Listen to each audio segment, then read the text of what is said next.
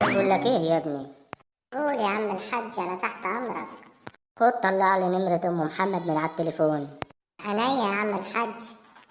ام محمد، ام محمد، ام محمد. مفيش يا عم الحاج ام محمد خالص. اتأكد يا ابني، دور كويس. دورت ومفيش، في امل. امل دي هي ام محمد يا ابني. هات هات، انت شكلك مش بتفهم في التليفونات.